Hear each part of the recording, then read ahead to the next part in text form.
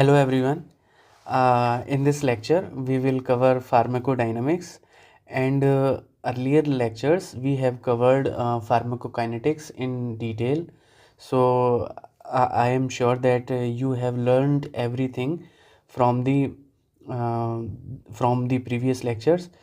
So in today's lecture, we will cover pharmacodynamics, and the pharmacodynamics we will cover drug receptor complex. हम जानेंगे क्या होता है drug receptor complex. फिर देखेंगे सिग्नल ट्रांसडक्शन। फिर उसके बाद देखेंगे मैकेनिज्म ऑफ ड्रग एक्शन क्या होती है। फिर उसमें हम देखेंगे इंट्रिंसिक एक्टिविटी।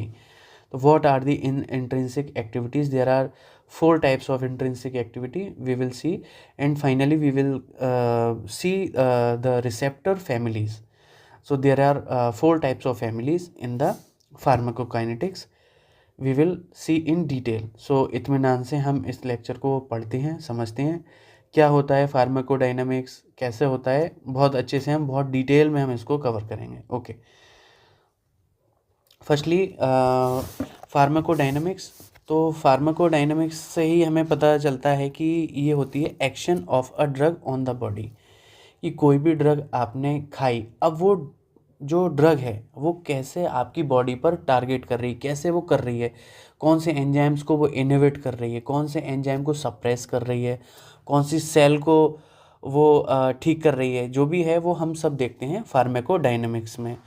और हमने फार्माकोकाइनेटिक्स में देखा था कि कैसे हमारी बॉडी उस पर रिएक्ट कर रही है। जैसे कि एब्जॉर्प्शन हुआ था, पहले हमने देखा था कि जो ड्रग है वो एब्जॉर्ब हो रही है, फिर मेटाबोलाइज हो रही है, एडीएमई सॉरी, तो डिस्ट्रीब्यूशन हो रहा है, फिर मेटाबॉलिज्म हो रहा है, फिर उसका एलिमिनेशन या बोल सकते हैं एक्सक्रीशन। हमने इसमें भी डिफरेंस देखा था वर्ड। ओके, तो हम इसमें देखेंगे फार्माकोडायनेमिक्स में action of a drug on the body. कैसे कि जो ड्रग है वो कैसे होगी, by by interacting the receptors. Okay, तो कैसे जो ड्रग है वो रिसेप्टर पर इंटरेक्ट कर रही है, यही फार्माकोडायनामिक्स होता है। अब मन में सवाल आता है कि what is the receptor? Receptor होता क्या है? तो रिसेप्टर वो होती हैं, रिसेप्टर्स कहाँ प्रेजेंट होते हैं पहले ये पता होना चाहिए। Present on the cell, cell पर प्रेजेंट रहते हैं। ओके, अब ये काम करते क्या हैं? ये एक कह सकते हैं हम कि ये सिग्नल डिटेक्टर हैं, सिग्नल डिटेक्टर। इन्हें कहीं से भी कोई सिग्नल मिलेगा ये डिटेक्ट कर लेंगे और अपना काम पूरा करेंगे। कैसे, वो हम आगे देखेंगे। ठीक है, तो फार्माकोडायनामिक्स में there are four types of mechanism. Okay, तो number one is physical mechanism, second chemical, third enzyme, and last one is receptors. तो हम इसको वन बाय वन डिटेल में समझने की कोशिश करेंगे क्या होती है ये। Okay, so physical mechanism, what is physical? हम फिजिकल से ही समझ में आ रहा है कोई चीज़ फिजिकली हो रही है। जैसे एडजॉर्प्शन, एडजॉर्प्शन आपने पढ़ा होगा। एडजॉर्प्शन कैसे कि एक्टिवेटेड चारकोल एब्जॉर्ब्स टॉक्सिन्स क्या, और ये क्या करते हैं? ये ट्रीटमेंट करते हैं ड्रग पॉइजनिंग का। कैसे करते हैं कि मान लीजिए कभी कोई ड्रग पॉइजनिंग हो जाए तो क्या होता है कि जो ब्रेड होता है, जो वाइट ब्रेड होता है, उसको जला के और फिर वो खिला दिया जाता है। उससे क्या होता है कि वो जो एक्टिवेटेड चारकोल है वो एड्जॉर्ब कर लेता है टॉक्सिन्स इन द स्टमक।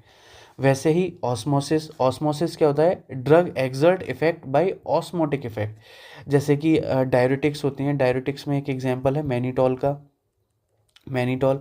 तो this is an example of osmosis. Osmosis से क्या होता है? Drugs exert effect bye osmotic effect. Okay, radio activity, तो रेडियो एक्टिविटी में जो होता है, रेडियो एक्टिव आइसोटोप्स होते हैं, वो रेज को एमिट करते हैं और जो टिश्यूज़ होते हैं उसको वो डिस्ट्रॉय कर देते हैं।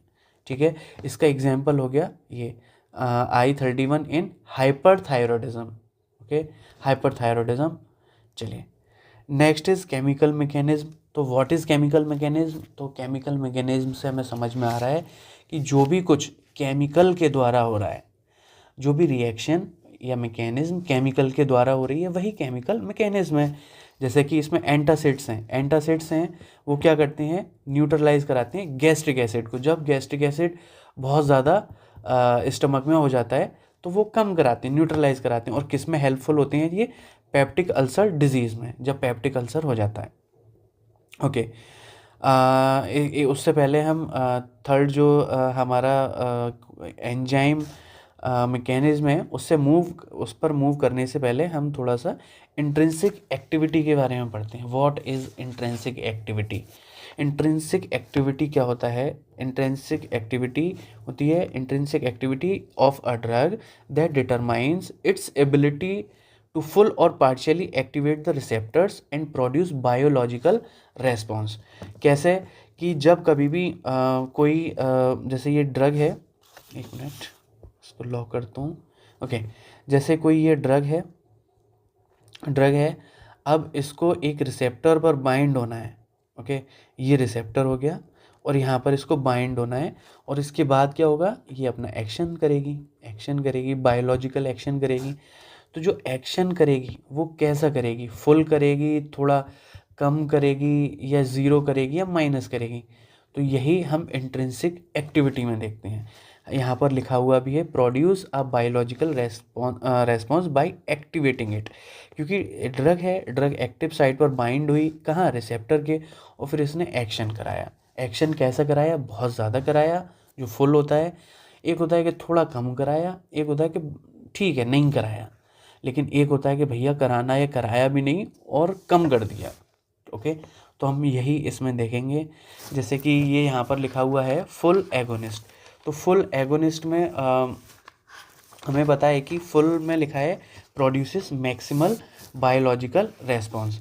तो इसमें हम देखेंगे कि जो भी कोई ड्रग है वो जो रेस्पॉन्स देगी वो फुल देगी। फुल का मतलब कैसे कि कोई जैसे ड्रग हम ले लेते हैं डायरेटिक, कोई डायरेटिक्स हैं, ठीक है। डायरेटिक्स का क्या काम होता है? To increase urine flow. This is the main function of diuretics. Okay, तो डायरेटिक्स क्या कराते हैं? यूरिन फ्लो को कराते हैं। तो फुल एगोनिस्ट में जो डायरेटिक्स होंगे वो फुल कराएंगे। कैसे कि मान लो ये 10N तक यानी 10 नंबर तक ये कराते हैं। ओके, तो 10 नंबर तक यानी ये 10 नंबर तक ही कराएंगे, मतलब फुल का मतलब पूरा। ऐसा नहीं कि ये 8 कराएं या 6 कराएं, ऐसा नहीं, ये पूरा ही कराएंगे। अगर ये डायरेटिक्स 10 नंबर तक काम करते हैं तो पूरा ही कराएंगे, यानी जो पूरा एक्सीलेटर दबा देते हैं ना तो पूरी वो स्पीड भागती है, जो भी होता है तो पूरा हो जाता है। ऐसा नहीं कि वो कम, तो ऐसा ही यहाँ पर होता है फुल एगोनिस्ट में फुल। तो इसमें हमने देखा, तो हम इसको ऐसे भी रिप्रेजेंट कर सकते हैं कि वन यानी वन का मतलब एक, पूरा एक। ऐसे ही हम देखेंगे तीनों, फिर उससे और आप अच्छे समझेंगे। Next is partial agonist. तो पार्शियल एगोनिस्ट से समझ में आ रहा है पार्शियली, जो पार्शियल हो, थोड़ा कम हो, फुल ना हो यही पार्शियल है, और बिल्कुल ना हो ये भी पार्शियल है, और बिल्कुल और उसको घटा दे ये भी पार्शियल है। तो partial is something is less from the full. तो यहाँ पर क्या है, पार्शियल में क्या होगा, जो इंट्रिंसिक एक्टिविटी है वो 0 से ज़्यादा होगी, 1 से कम होगी और 0 से ज़्यादा होगी। ठीक है, यहाँ पर लिखा भी है बट लेस देन 1। ऐसे भी हम समझते हैं if all receptors occupied by partial agonist it can not produce the same Emax as a full agonist.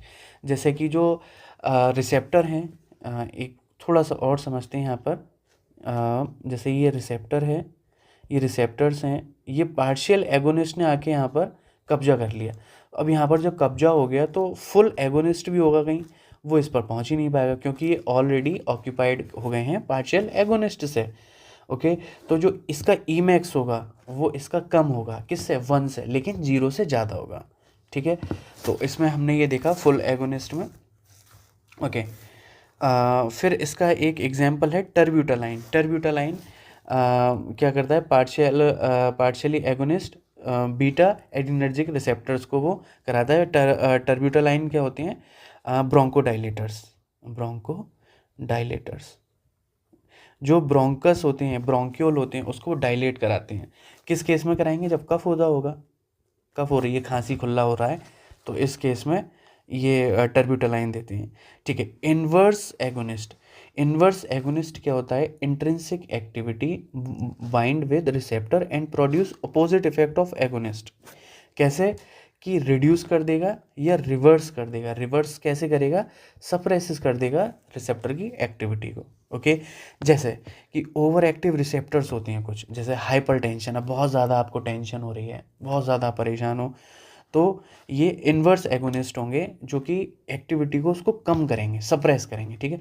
Asthma है, अस्थमा में बहुत ज़्यादा अस्थमा अटैक आ रहा है, खांसी हो रही है, तो इसमें इन्वर्स एगोनिस्ट अपना काम करते हैं, ओके। तो हम इसको बोलेंगे -1, -1 यहाँ लिखा भी है। Next is antagonist. एंटा क्या होता है, एंटा मतलब अपोजिट, आप जो कह रहे हैं उसका उल्टा करना है। घर से कहें कि जाओ कुछ काम कराओ, नहीं जाएंगे, अब और नहीं जाएंगे आपने कह दिया, तो this is comes under antagonist. तो एंटागोनिस्ट क्या होता है, bind to receptor, to a receptor with high affinity possesses zero intrinsic activity. कैसा होता है देखते हैं कि जब ढीठ पड़ जाते हैं, no activity, no effect alone but in the presence of agonist antagonist suppresses the activity of drug. जैसे कि ये ब्लॉक कर देते हैं क्या, ड्रग्स की एबिलिटी, ड्रग्स की एबिलिटी को ब्लॉक कर देंगे, और फिर उससे क्या होगा, जो रिसेप्टर है वो कम काम करेगा। और क्या हो सकता है, it's ability to activate the receptor, और क्या कर सकती हैं, जो जो एबिलिटी होती है रिसेप्टर की उसको ब्लॉक कर देंगे, ठीक है। तो इससे ये भी होता है। तो एटिनालॉल क्या होते हैं, एटिनालॉल बीटा ब्लॉकर होते हैं, और ये किस काम के लिए होते हैं, हार्ट रेट को कम करने के लिए, हार्ट रेट के साथ साथ बीपी भी कम होगा, ओके। चलिए, तो हमें इससे इतना पता चल रहा है। इसमें एक और इसमें हाइपर टेंशन में क्या होता है, हाइपर टेंशन में, एक मिनट, ये कैसे कम करते हैं, by decreasing the SNS activity, okay. और एक्टिविटी उसकी कर देंगे, रिड्यूस कर देंगे, वो फिर उससे क्या होगा, ब्लड प्रेशर एंड जो हार्ट रेट है वो कम होनी शुरू हो जाएगी। ब्रोंक ऐसे ही अस्थमा में होगा। चलिए, इतना हमने देखा। फिर हम इसका एक ग्राफ है, थोड़ा सा समझने की कोशिश करेंगे कि जो हमने ABCD में देखा है, तो ए से हमें क्या समझ में आ रहा है कि ए जो हमने देखा है, ड्रग कॉन्सेंट्रेशन एक्स एक्सिस पर है और वाई एक्सिस पर है रेस्पॉन्स, यानी biological effect of a drug. जैसे यहाँ पर मैंने +100 लिख दिया है, तो +100 तक हो सकता है कोई भी। तो जो फुल एगोनिस्ट होगा वो +100 तक होगा, ठीक है। कोई ए नाम की ड्रग है वो कर रही है काम, ओके।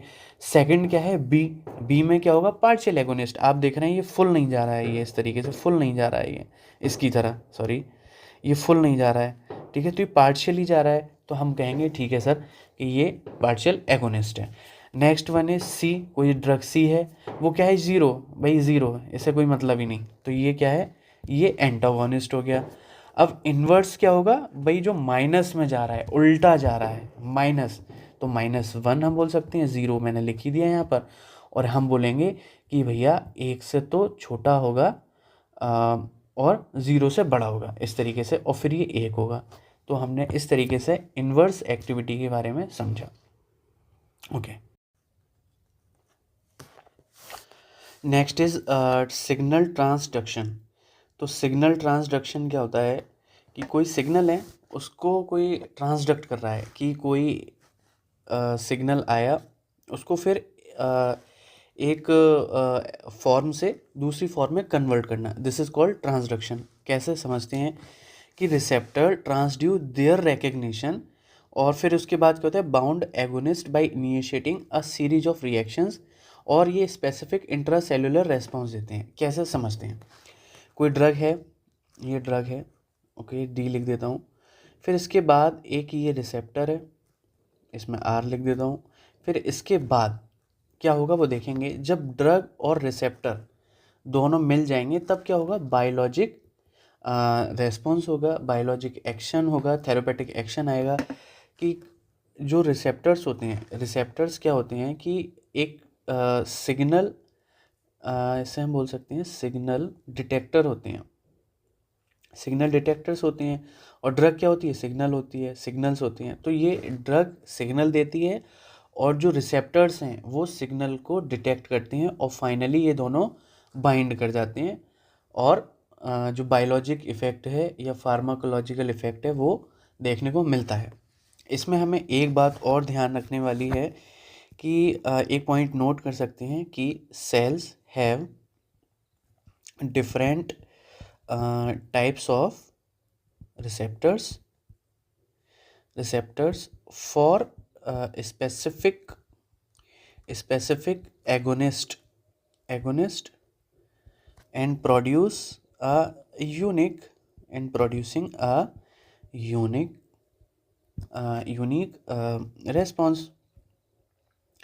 अब कोई ड्रग है, मान लीजिए कोई डाययूरेटिक वाली ड्रग है, तो वो अपने डाययूरेटिक्स रिसेप्टर्स पर ही तो वो बाइंड करेगी, ऐसा तो नहीं कहीं और जाके वो बाइंड करेगी। तो इसीलिए हर एक ड्रग का अपना रिसेप्टर होता है और वो रिसेप्टर उसका यूनिक रेस्पॉन्स देता है। Unique response in the sense कि जो काम उसका है वो काम वही करेगा, ऐसा नहीं कोई दूसरा रिसेप्टर अपना दूसरे का काम कर देगा।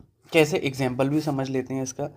एग्जाम्पल में समझते हैं जैसे कि बीटा रिसेप्टर है, ठीक है, और ये बाइंड करता है, बाइंड और रेस्पॉन्ड करता है किसे, रेस्पॉन्ड टू एपिनेफ्रिन। और ये बीटा रिसेप्टर्स हम पढ़ेंगे अच्छे से नेक्स्ट चैप्टर में, that is drugs acting on ANS, ठीक है, उसमें देखेंगे। तो जो एपिनेफ्रिन है वो क्या करता है, हार्ट रेट को वो घटाता है बढ़ाता है, ऑब्वियस है बढ़ाता है। एपिनेफ्रिन यानी एड्रेनलिन हार्ट रेट को बढ़ाता है। फिर मैं आपसे कहूँ कि अगर मुझे हार्ट रेट कम करनी है तो आप कहेंगे कि हम इसको दे देंगे बीटा ब्लॉकर दे देंगे। और बीटा ब्लॉकर्स क्या कैसे पहचानते हैं, उनका जो एंडिंग होती है विद लॉट्स ऑफ लब वाला लोल, ठीक है। तो जैसे प्रोप्रानोलॉल हो गया, एटिनोलॉल हो गया, तो these are the examples of beta blockers. तो बीटा ब्लॉकर्स क्या करेंगे कि जो ड्रग हो रही होगी बाइंड, उसको वो रोक देंगे। तो इससे क्या होगा, हार्ट रेट कम हो जाएगी, ब्लड प्रेशर कम हो जाएगा, ठीक है। Next is drug response complex, इसको मैं DRC भी बोल देता हूँ, ओके। DRC यही सेम जो कॉन्सेप्ट है वो यहाँ पर ही लगता है कि कोई ड्रग थी, वो एक पर्टिकुलर रिसेप्टर पर बाइंड हुई और फिर उसके बाद ही इस तरीके से उसने एक फाइनली बाइंड होकर एक बायोलॉजिक इफेक्ट दिया, वो हमने यहाँ पर समझा, ओके। नेक्स्ट इज़ ये भी देख लेते हैं, ऐसा ही कुछ यहाँ हुआ है कि कोई ड्रग थी, वो यहाँ पर एक साइट है, ये रिसेप्टर की साइट है, और फिर इसने ये पूरा जो सेल है इसको एक्टिवेट कर दिया और इसका कलर चेंज हो गया। मैंने यहाँ पर ये दिखाया है, कलर चेंज हो गया, तो आप इससे समझेंगे कि ये एक्टिवेट हो गई, अपना कोई यूनिक रेस्पॉन्स देगी। तो यहाँ पर भी लिखा है biologic response, okay. Next is magnitude of the response directly proportional to drug receptor complex. बिल्कुल ठीक बात है कि जितना अच्छा रेस्पॉन्स मिलेगा तो वो कब मिलेगा, जितना ज़्यादा ड्रग रिसेप्टर का कॉम्प्लेक्स होगा, जितनी ज़्यादा ड्रग रिसेप्टर पर बाइंड करेगी उतनी ही अच्छा आपको वो मैग्नीट्यूड रेस्पॉन्स मिलेगा किसी ड्रग का, ओके। जैसे हमने अभी थोड़ी देर पहले भी पढ़ा था कि एंटासिड्स होते हैं। एंटासिड्स क्या थे कि वो जो एक्सेस गैस्ट्रिक एसिड था उसको वो न्यूट्रलाइज करा रहे थे, ठीक है। कहाँ देखा था हमने ये, कि केमिकल मैकेनिज्म में। चलिए, रिसेप्टर फैमिलीज़। अब रिसेप्टर फैमिलीज़ क्या होती हैं कि रिसेप्टर फैमिलीज़ में पहले तो हम देखेंगे pharmacology defines receptors as any biological molecule. तो क्या हो सकता है ये, एंजाइम भी हो सकते हैं, ओके, एंजाइम भी हो सकते हैं और आपके कुछ प्रोटीन्स भी हो सकते हैं, ठीक है। तो ये biologic molecule receptors mainly present on the cells. चलिए, तो यहाँ पर दो तरीके के लाइगेंड्स हैं, हमें पता है लाइगेंड्स। तो सबसे पहले हम ये देखते हैं कि लाइगेंड्स होते क्या हैं। तो मैं बोलता हूँ कि ligands refers to a small molecule that binds to a site on a receptor protein, okay. The जो लाइगेंड है वो न्यूट्रली, द लाइगेंड में भी नेचुरली अकरिंग मॉलिक्यूल और अ ड्रग। तो वो नेचुरली भी हो सकता है लाइगेंड, कुछ ड्रग भी हो सकती हैं, ठीक है। इसको और डिटेल में देखेंगे। तो इसकी जो फैमिली है रिसेप्टर फैमिली, वो हमने दो उसमें टाइप में उसको डिवाइड किया है, मैंने नहीं मतलब रिसर्चर्स ने, कि हाइड्रोफिलिक लाइगेंड्स और हाइड्रोफोबिक से समझ रहे हैं कि हम वाटर हेटिंग, मतलब डर लगता है उन्हें पानी से, ठीक है। और हाइड्रोफिलिक क्या होती हैं, जो वाटर लविंग होती हैं, ठीक है।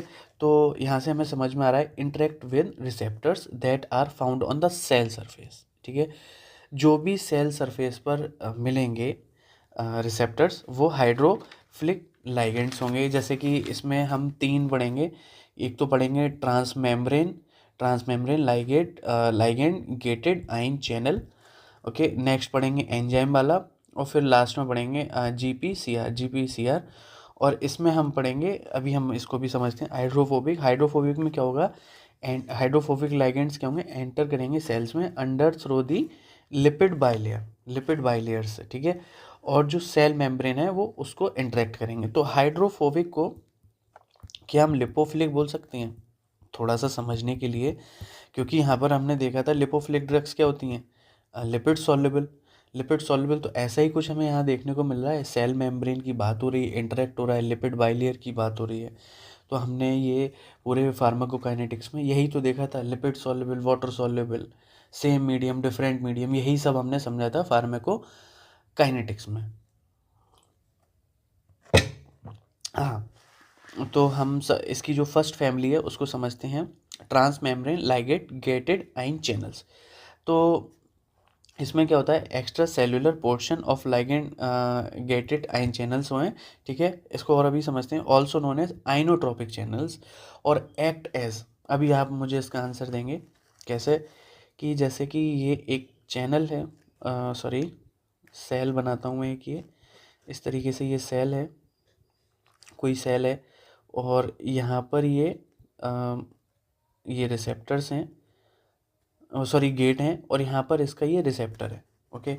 तो जैसे ही कोई ड्रग आई, कोई नया कलर लेता हूँ, ये ठीक रहेगा, कोई ये ड्रग है और ये ड्रग इस रिसेप्टर पर बाइंड करा, जब ये रिसेप्टर पर बाइंड करा तो ये यहाँ पर ये खुल गए ये, जब खुल गए तो क्या होगा, ये इस तरीके से इसमें जो इसको अंदर लेना होगा वो अंदर भेज देगा, और जो बाहर करना होगा वो बाहर कर देगा, ठीक है। तो जैसे ही ये ड्रग यहाँ पर टच हुई, वो तुरंत ही वो गेट थे वो खुल गए, आयन गेट थे वो खुल गए।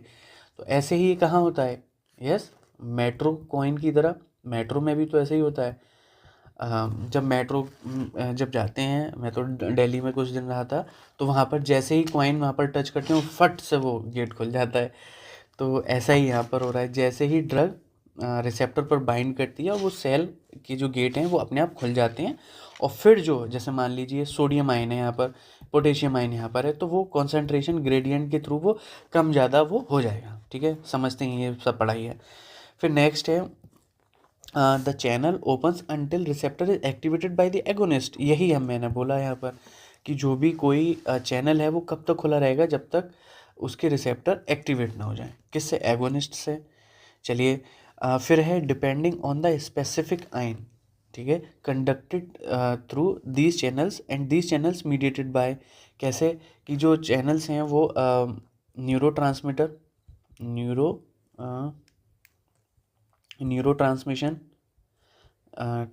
के द्वारा, कार्डियक कंडक्शन,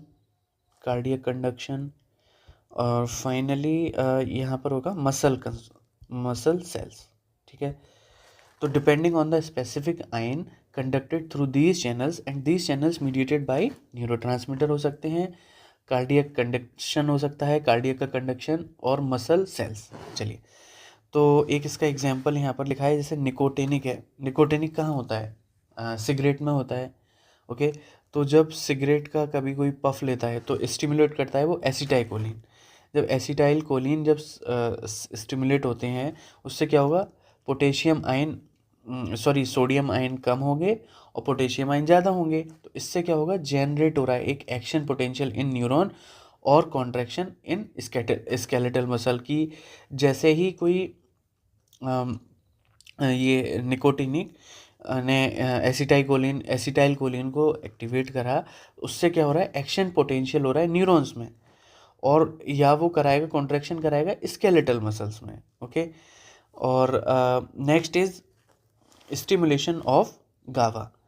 ठीक है, गावा के बारे में हम थोड़ा सा देखते हैं कि ये क्या कराता है, इंक्रीज कराता है क्लोराइड इनफ्लक्स को या हाइपर पोलराइजेशन ऑफ न्यूरॉन्स। तो किन केस में इंक्रीज कराएगा क्लोराइड का इनफ्लक्स, तो हम बोलेंगे जब ये लॉक करता हूँ, जैसे फ्लूइड बैलेंस कराना हो, ओके। और किस में हो सकता है, electrical neutrality, electrical neutrality, okay. तो इस केस में होगा। और हाइपर पोलराइजेशन ऑफ न्यूरॉन्स कहाँ होगा, to preventing excessive neural firing. जब न्यूरल फायरिंग ज़्यादा होगी तब होगा, ओके। नेक्स्ट इज क्या बोल सकते हैं कि जो न्यूरल की एक्साइटेबिलिटी है, एक्साइटेबिलिटी मतलब जो न्यूरॉन्स ज़्यादा एक्साइटेड हैं उसको कम भी कराएगा, तो डिक्रीज कराएगा न्यूरल एक्साइटेबिलिटी, ओके, एक्साइटेबिलिटी। तो हम इससे, इन दोनों बात से हम ये कह सकते हैं कि ये हाइपर पोलराइजेशन होता है न्यूरॉन्स में। क्यों? क्योंकि हमें कराना होता है to control the uncontrolled brain activity. Simple सी बात, ठीक है। चलिए, okay. So next is enzymatic receptor. तो एंजाइमेटिक रिसेप्टर में क्या हो रहा है कि कोई भी जो ड्रग है वो आउटसाइड दी सेल बाइंड हो रही है, ठीक है। यहाँ पर ये इस तरीके से बाइंड हो रही है और अंदर एंजाइम को एक्टिवेट करा रही है, ठीक है। तो हमें यहाँ से ये पता चल पा रहा है कि कोई भी ड्रग एक्स्ट्रा सेलुलरी बाइंड हो रही है और इंट्रा सेलुलरी वो एक्ट करा रही है। तो यहाँ पर जो एंजाइम है वो मोस्टली कौन से होते हैं, यस, टायरोसिन काइनेज। और कौन कौन सी ऐसी ड्रग्स हैं जो यहाँ पर बाइंड होंगी, तो याद रखने के लिए हमें होगा साइटोकाइंस और नेक्स्ट इज हार्मोन्स, ठीक है। कुछ हार्मोन्स होते हैं, कौन कौन से हो सकते हैं, प्रोलैक्टिन हो सकता है, और ग्रोथ हार्मोन हो सकते हैं, और इंसुलिन। तो यहाँ से हमें ये समझ में आ रहा होगा कि अगर इंसुलिन यहाँ पर देते हैं, मतलब एक्स्ट्रा सेलुलरी देते हैं, तो वो इंट्रा सेलुलरी वो एक्टिवेट करा देता है through tyrosine kinase. Maximum tyrosine kinase ही होते हैं एंजाइम्स, तो उसके थ्रू ये एक्टिवेट करा देता है। फिर से समझते हैं, कोई भी ड्रग जो कि एंजाइमेटिक रिसेप्टर में होती है वो आउटसाइड द सेल तो हो ही रही है, लेकिन यहाँ पर ये इस तरीके से यहाँ पर बाइंड होने के बाद वो इंट्रासेलुलर जो एंजाइम है वहाँ पर वो एक्टिवेट करा रही है कि बाहर पैसे दे दो, अंदर काम हो जाएगा आपको अंदर जाने की ज़रूरत नहीं है, ऐसे समझ लीजिए। Next is transmembrane G protein coupled receptor. तो transmembrane G protein couple receptor, इसको हम क्या बोलते हैं, हेप्टा हेलिकल भी बोलते हैं, क्योंकि यहाँ पर ये 7 हैं, यहाँ पर गिन लीजिए आप इसको पॉज करके। सर्पेंटाइन रिसेप्टर्स भी बोलते हैं क्योंकि ये सांप की तरह ऐसा ऐसा जिगजैग जू जू जू दिख रहा है, ठीक है। मेटाबोट्रॉपिक इसीलिए बोलते हैं इसको क्योंकि ये मेटाबॉलिक में इसका रोल रहता है, ठीक है, मेटाबॉलिज्म में, ठीक है। चलिए, ये यहाँ पर जी प्रोटीन हो गई। तो अब यहाँ से समझ में आ रहा है जी, और ये यहाँ पर हो गई आपकी जो रिसेप्टर्स हैं वो, तो ये इससे कनेक्ट रहते हैं, तभी इसका नाम हुआ है जी प्रोटीन कपल्ड मतलब जुड़े रहना, कपल होते हैं ना, हाँ वही वाले कपल, ठीक है। तो अब इसमें समझने योग्य बात, ध्यान रखने योग्य बात ये है कि कोई भी ड्रग जब यहाँ ये रिसेप्टर पर बाइंड करेगी, कोई ड्रग इस रिसेप्टर पर बाइंड करी, तब ये ड्रग ने जी प्रोटीन को एक्टिवेट किया, ठीक है। फिर से समझते हैं, कोई ड्रग रिसेप्टर पर बाइंड की, फिर उसने जी प्रोटीन को एक्टिवेट किया। ये याद रखना है कि जी प्रोटीन पर बाइंड नहीं होती है कोई ड्रग, ठीक है। तो यहाँ पर ये बाइंड हुई, तो ये इस तरीके से हुआ, फिर ये एक्टिवेट हो गई। तो इससे क्या होगा कि 2 काम होंगे, एक तो एक इनएक्टिव में टूटेगी ये जी प्रोटीन, इनएक्टिव पार्ट में टूटेगी, और एक एक्टिव पार्ट में, इसको समझेंगे अभी। और फिर उसके बाद ध्यान ये रखना है कि जो एक्टिव वाला पार्ट है वो 3 काम कराएगा, 3 में से 1, यानी 3 काम वो कराएगा अलग अलग टाइम पर, ठीक है, लेकिन साथ में काम नहीं कराएगा। वो हम देखेंगे कौन कौन सी होती हैं। उससे पहले हम समझते हैं जी क्या है इसमें, जी। तो जी यहाँ पर है जी डीपी, जीडीपी, और इसको जीटीपी भी है, अभी हम देखेंगे क्या है। तो इसकी जो फुल फॉर्म है वो है जीटीपी की ग्वानोसिन डाई फॉस्फेट, ठीक है। तो ये जीडीपी है, ओके। तो जीडीपी है, तो इसको जो जीडीपी होगी वो रेस्टिंग स्टेज में होगी, आराम से, जो आराम कर रही है, यानी ये यहाँ पर ये है जी, अभी ठीक है, अभी उसका ब्रेकडाउन नहीं हुआ है इनएक्टिव और एक्टिव में, तो जीडीपी है, रेस्टिंग स्टेज हो गई उसकी, ठीक है। अगर उसको एक्टिवेट हो गई फिर वो उसमें एक फॉस्फेट जुड़ जाएगा, तो हम इसको बोलेंगे गुआनोसिन ट्राई फॉस्फेट, ओके। तो समझ में आया कि जब इनएक्टिव थी, रेस्ट थी, चिल कर रही थी, तब था उसका नाम डाईफॉस्फेट। जैसे ही वो एक्टिव हुई तो उसका नाम बन गया ट्राईफॉस्फेट, उसमें एक फॉस्फेट जुड़ गया। तो थोड़ा सा और समझते हैं इसको, थोड़ा स्पेस कम है यहाँ पर, हाँ यहाँ समझ लेते हैं कि इस तरीके से समझ लेते हैं। ये एक सेल है जी, ओके। तो ये इसको मैं 3 उसमें डिवाइड कर दिया है, अल्फ़ा, बीटा और ये गामा। तो यहाँ पर जीडीपी है। ये बताइए अब कौन सी स्टेज है ये जीडीपी? डाई यानी 2 कब थे? जब वो रेस्ट में था, जब वो आराम कर रहा था, ओके। रेस्टिंग स्टेज में जीडीपी था। अब जब वो टूट गया, ब्रेकडाउन हो गया, तो ब्रेकडाउन कैसे होगा? अल्फ़ा वाला अलग हो जाएगा और बीटा एंड गामा अलग हो जाएगा। तो ये बीटा और गामा क्या होगा? इनएक्टिव, और अल्फ़ा क्या होगा? एक्टिव। अब हमें यहाँ से ये पता चल रहा है कि जीडीपी किससे लगा हुआ था? अल्फ़ा से। तो जब जीडीपी की बात आएगी तो वो भी अल्फ़ा से लगा हुआ मिलेगा। तो हम इसको यहाँ पर जो एक्टिव है वो यहाँ पर मैं रेड पेन से लिखता हूँ कि ये अल्फ़ा हो गया और ये बीटा एंड गामा हो गया, इनएक्टिव हो गया। तो अब वो 3 ऐसे कौन से काम थे जो वो इससे कराएगा? तो 3 यहाँ पर मैं लिखने की कोशिश करता हूँ, ओके, 1 2 3। तो पहला काम क्या होगा? एडिनाइलेट साइक्लेज है, साइक्लेज को वो एक्टिवेट कराएगा, बढ़ाएगा। या बोल सकते हैं दूसरा काम क्या हो सकता है? कैल्शियम आयन है, उसको बढ़ाएगा। तो उसमें क्या होगा? वैसोकॉन्स्ट्रिक्शन होगा। तो उससे क्या होगा? Blood pressure and heart rate बढ़ेगा। वैसोकॉन्स्ट्रिक्शन में हार्ट रेट और ब्लड प्रेशर बढ़ता है, और वैसो डायलेशन में blood pressure and heart rate कम होता है, ओके। नेक्स्ट क्या है?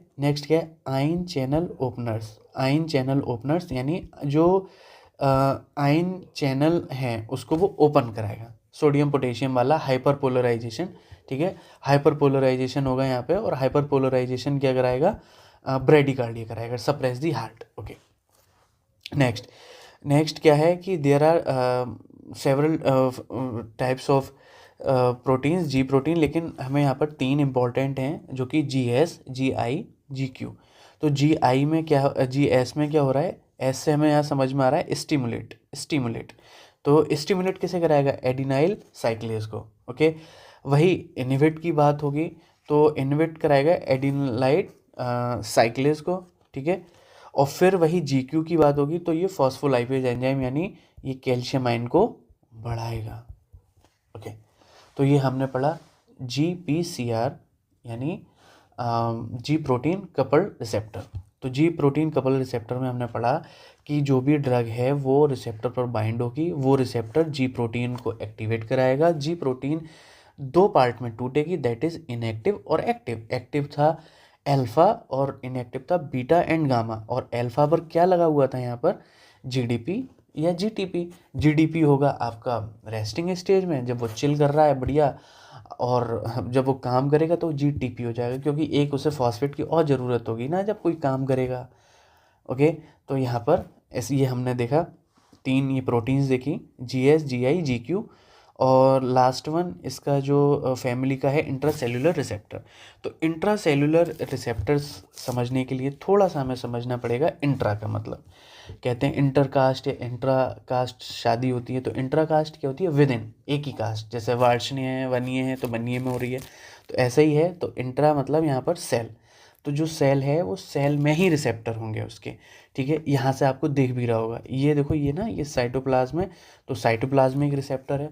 और ये आपका एक न्यूक्लियस बना है, इसमें भी रिसेप्टर्स हैं, और यहाँ पर ये छोटे से डीएनए दिखा दिए हैं, ठीक है। तो अब मुझे बताएंगे आप फार्माकोकाइनेटिक्स की थोड़ी बुद्धि लगाकर कि हमने ऐसी कौन सी ड्रग पढ़ी थी जो सेल मेम्ब्रेन को क्रॉस कर रही थी। यहाँ पर लिखा हुआ भी है, आपको लिखना है, तो आप कहेंगे लिपिड सॉल्युबल। ओके, तो lipid soluble drugs, lipid soluble drugs can cross the cell membrane and exert the effect, और इफेक्ट वो एक्सर्ट करेगी, ठीक है। ये हमने देखा। अब थोड़ा सा और इसको समझते हैं। कोई भी ड्रग है उसको पहले क्रॉस करना पड़ेगा सेल मेम्ब्रेन को।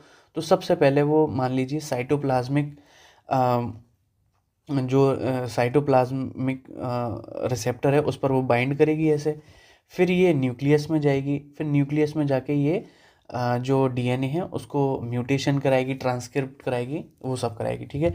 ऐसे ही कोई ड्रग डायरेक्टली भी पहुंच सकती है न्यूक्लियस में, तो न्यूक्लियस में फिर उसने यहाँ पर बाइंड किया, फिर न्यूक्लियस से बाइंड करने के बाद ये यहाँ पर डीएनए में चेंजेस लाए, ट्रांसक्रिप्शन लाए, ठीक है, ये म्यूटेशन हुआ। तो इतना सब कुछ देखा हमने। फिर इसको थोड़ा सा और डिवाइड किया है मैंने, मतलब मैंने नहीं जिसने भी रिसर्च की है। तो इंट्रासेल्यूलर जो रिसेप्टर्स हैं उसको हम न्यूक्लियर रिसेप्टर सुपर फैमिली भी बोलते हैं। तो उसमें हमने देखा था साइटोप्लाज्मिक कौन सा, ये, और ये था न्यूक्लियर। Okay, nuclear. तो यहाँ पर कुछ एग्जाम्पल आपको याद करने हैं, जैसे डीसी मार्वल की मूवीज़ आती हैं। तो डी से क्या समझ सकते हैं, विटामिन डी, और सी से हम क्या समझ सकते हैं, कॉर्टिको स्टेरॉइड्स। ओके, और ऐसे ही न्यूक्लियर को हम कैसे समझ सकते हैं, एसएटी यानी सैटरडे से। सैटरडे में क्या होगा, सबसे पहले नहीं, मतलब एस से क्या समझते हैं, सेक्स हार्मोन, ठीक है। तो सेक्स हार्मोन कौन कौन से हो सकते हैं, प्रोजेस्टेरॉन हो सकता है, एस्ट्रोजन हो सकते हैं, और टेस्टोस्टेरोन। ओके, ए से क्या होगा, विटामिन ए, और फाइनली टी से क्या होगा, thyroid hormone. Okay, thyroid hormone, और कौन कौन से हो सकते हैं, T3 और T4। ओके, तो हमने ये देखा कि इंट्रासेलुलर में ये सब हमने देखा। अब हमसे आपसे पूछा जाए कि क्या अंतर है इन 3 को और 3:1 में, तो जो शुरू के हमने 3 पढ़े थे, जो कि आइनोट्रोपिक था, GPCR था, और एंजाइम था, उनमें क्या हो रहा था, ड्रग अंदर ही नहीं आ रही थी, बाहर थी, बाहर ही वो चिपक रही थी और वो काम कर रही थी।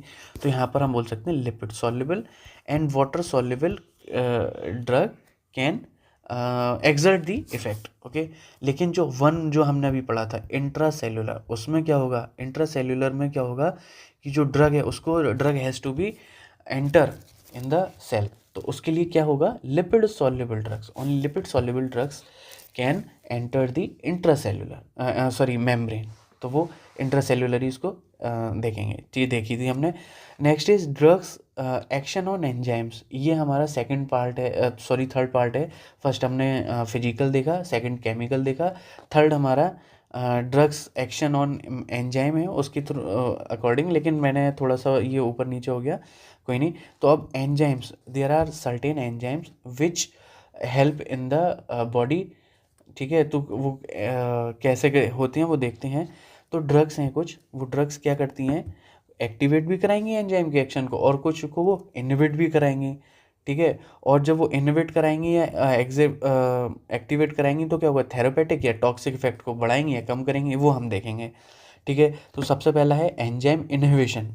तो एंजाइम इनहिबिशन में समझ में आ रहा है कि एंजाइम कुछ भी होगा वो उसको इनहिबिट कराएगा। तो इनहिबिट कराने का मतलब क्या समझते हैं, कि कोई एंजाइम है, समझते हैं एंजाइम है, तो वो ड्रग के एक्शन को, या जो एक्शन आएगा उसको वो कम कराएगा, इनहिबिट कराएगा। कैसे, जो भी एंजाइम इनहिबिशन है उसको 2 पार्ट में डिवाइड किया, कॉम्पिटिटिव इनहिबिशन और नॉन कॉम्पिटिटिव। अब कॉम्पिटिटिव में भी समझ में आ रहा है कंपटीशन होगा, यहाँ पर कंपटीशन का मतलब है कि कोई 2 लोग हैं उनमें अब कंपटीशन होगा, तो दिस इज कॉल्ड कंपटीशन।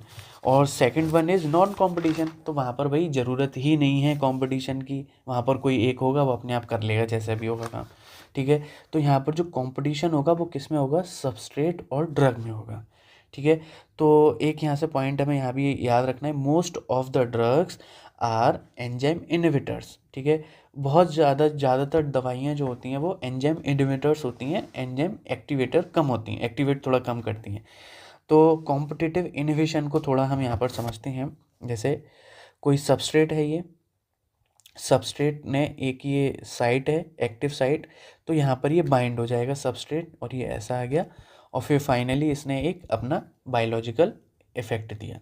ठीक है, अब यहाँ पर दूसरा पेन, ये ग्रीन, ये ड्रग है। ड्रग भी अब इससे यहाँ पर बाइंड होना चाहती है। ठीक है, अब यहाँ पर बाइंड होने के लिए एक ही बाइंड होगा, या तो सबस्ट्रेट होगा या ड्रग होगा। तो अब जो भी ज़्यादा बलवान होगा, जिसके पास ज़्यादा पावर होगी, वो यहाँ पर बाइंड कर जाएगा। तो जो ज़्यादा बाइंड करेगा फिर वो इफेक्ट देगा। ठीक है, समझ में आया? There is a competition between substrate and drug. तो सबस्ट्रेट क्या करा रहा था कि वो किसी काम को करा रहा था, कि मतलब ये काम हो, इस काम को हमें कराना है। ठीक है, लेकिन ड्रग क्या कर रहा है, ड्रग उससे बाइंड करने के बाद वो काम को रोक रहा है। ठीक है, तो ये इसमें समझते हैं। ठीक है, नेक्स्ट इज लिखा है इसमें, drugs resemble the substrate. Okay, अभी देखते हैं competes for active and active site.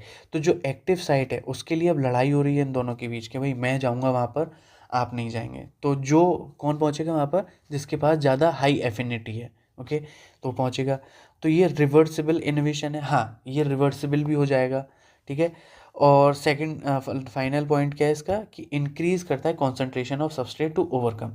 कि जैसे कि अब ड्रग इस पर हो जाए तो ये सबस्ट्रेट की कॉन्सेंट्रेशन को ज़्यादा बुक करेगा, कि हाँ भाई सबस्ट्रेट की कंपटीशन, सबस्ट्रेट की कॉन्सेंट्रेशन ज़्यादा हो जाए, जिससे कि जो ड्रग का इफेक्ट है वो कम रहे। चलिए, ठीक है, तो जो हमने इसमें देखा, अब फाइनल जो है देखते हैं, इसको बोलते हैं non competitive innovation. Non competitive innovation में क्या होगा कि यहाँ पर कोई क्या बोलते हैं कि कोई कंपटीशन ही नहीं होगा। कैसे समझते हैं,